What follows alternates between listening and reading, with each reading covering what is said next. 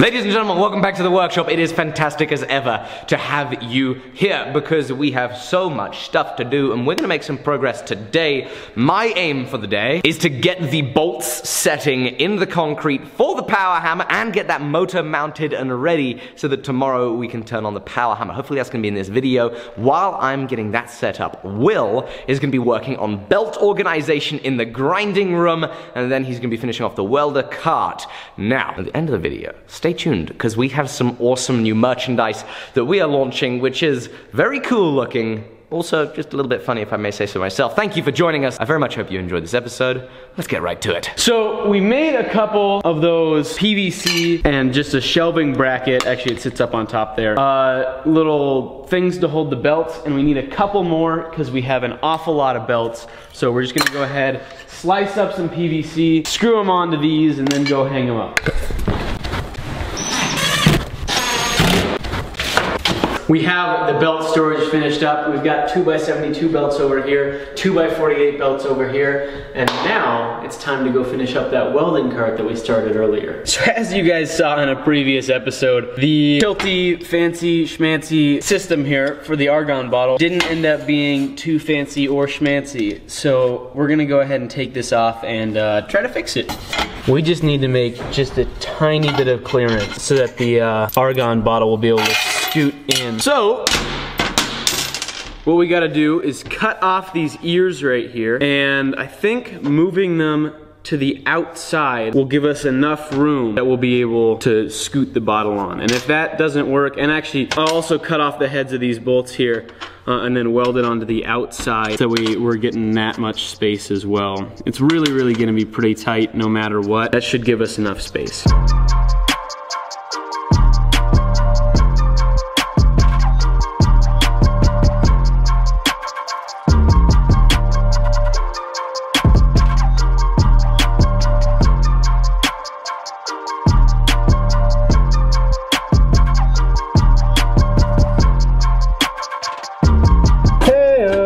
That'll do. I said earlier that I was gonna weld the bolts in. I can't do that. I definitely can't do that because then I would have no way to get them in. Let's just try it how it is, see how it goes.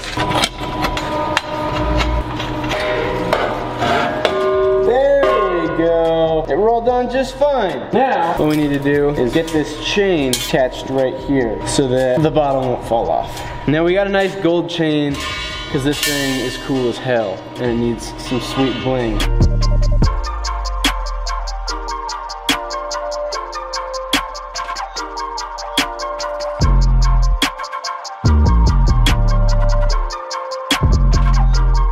So, we need 4 35-inch uprights, mitered on both ends. So the top is gonna be like that. And then what we're gonna do is we're gonna do angle iron along the top, supporting the two pieces end to end. That'll be good. And those are 28 inches long. We need 2 36-inch long pieces across. Sweet!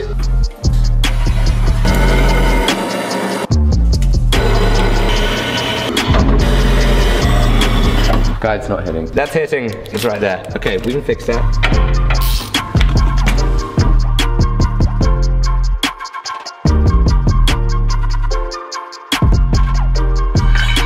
So we've got all the pieces that we need all cut up here on the floor, and now I'm gonna go ahead and deburr all of them before we get to assembling the frame. Just kidding. All of these ends are getting mitered. I decided to set up the Evo saw just because we already know how to miter with it. It's gonna be a little bit easier and it cuts faster, so we'll get through this a little bit quicker.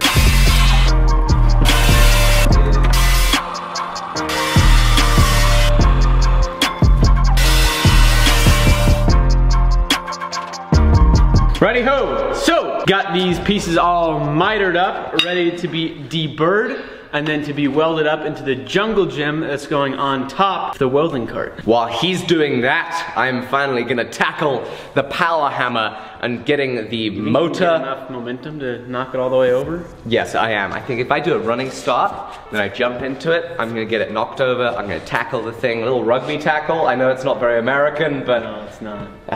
Rug what? Rugby. Oh, okay.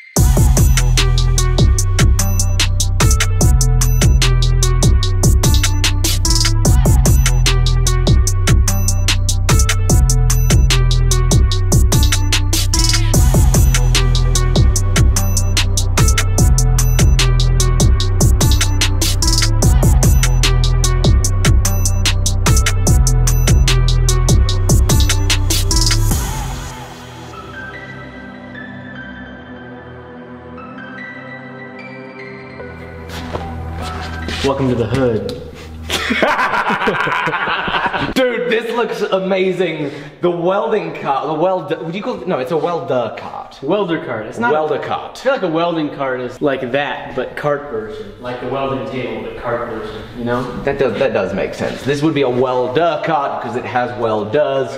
It looks mighty fine. Lincoln Electric Power MIG right here on this side. We have storage for the TIG Welder's argon bottle back there. We have a TIG welder right here. We have the Lincoln Electric 1000 Tomahawk plasma cutter, so they kindly provided us all this stuff. We have hood storage up here. Welcome to the hood. We got Jason's Fireball Tool Squares. Don't forget to use code FORGE. You get 5% off when you buy one of these, fireballtool.com. We get a little kickback too. And this is a great product. And these are nicely accessible right here, which means that we can easily pull them off. We can easily use them as we're doing our welding. And the whole cart sits back nice and close against the wall because we have that little cutout that allows it to go right back against the back of the MIG welder, which is right here. I mean, this is just a really nice setup. It's a great improvement on what we did have. It's a great improvement on having the welders on this thing right here. It just looks fantastic, and I'm just thrilled that that is complete.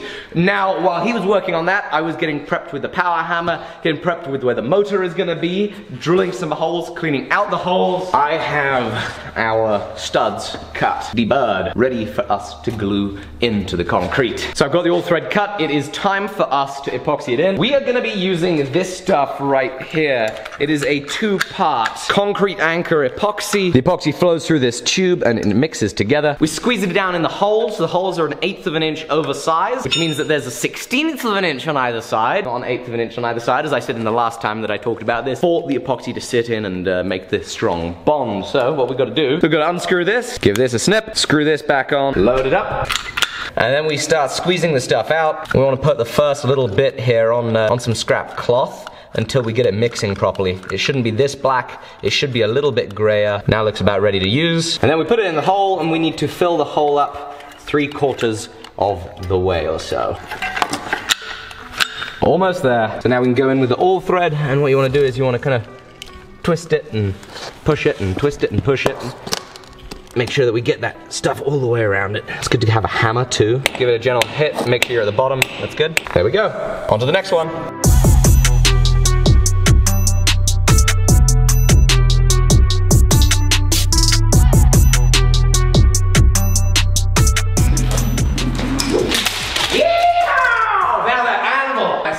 Oh well, keep rolling.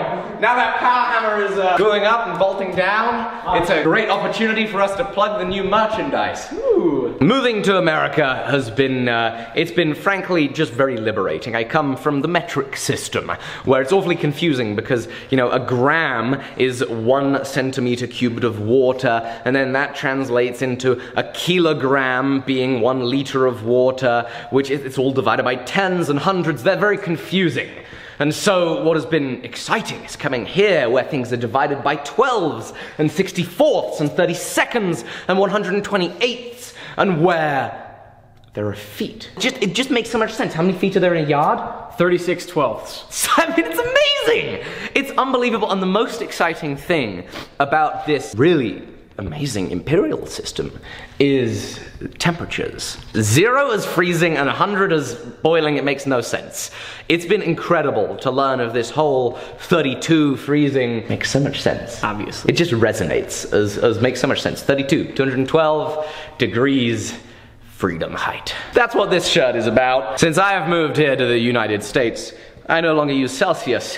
I use freedom height. This is one hell of an awesome design. It just looks fantastic. We've got ourselves a bald eagle here on the front, little United States stars and stripes here at the top of our temperature dial. Celsius, I use freedom height. The shirt is now available at alexsteelshop.com. It's pretty funny, and I really hope that you go check it out. We are soon gonna be discontinuing the Montana merch too, and hopefully coming out with some more awesome designs. So grab some of those while you're getting yourself a freedom height t-shirt. It's now the end of the day, but we're gonna see you in the next clip. Once the bolts have all cured, we can bolt it down and get that power hammer running. So grab yourself some merch while we see you in the morning. The epoxy's cured. Time to bolt the hammer down.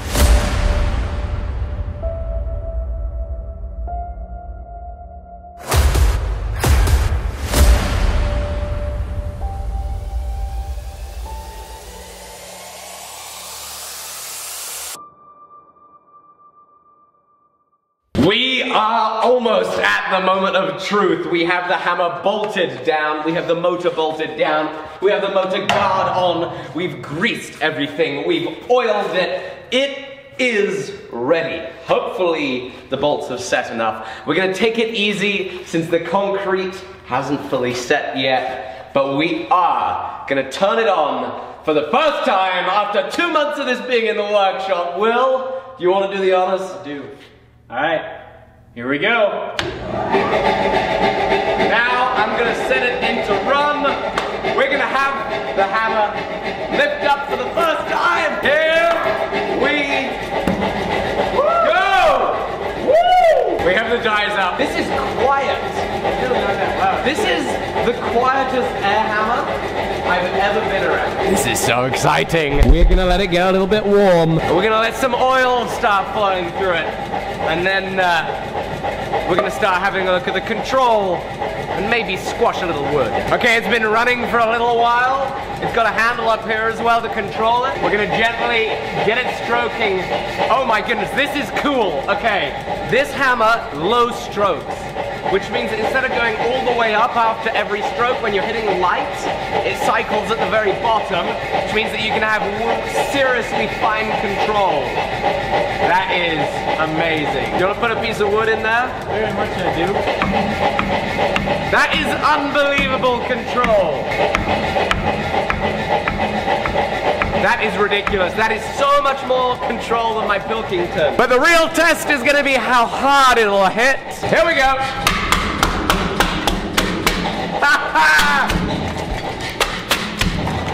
That is unbelievable.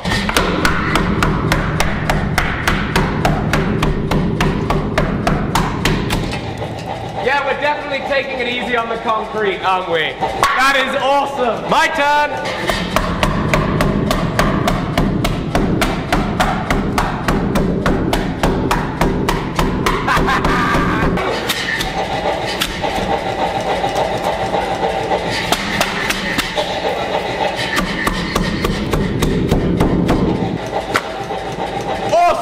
This is just awesome to have this Anyang power hammer up and running. If you get yourself an Anyang, be sure to tell James Johnson at Anyang USA I sent you.